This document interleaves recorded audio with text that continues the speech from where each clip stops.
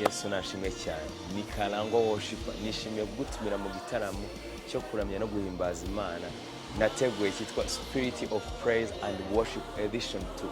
Kizaba ku itariki 6 z'ukwezi kwa 9 kuri Adepr mu Kiyovu saa 8. Ese uratekereza ari ibihe bintu tuzakoramo?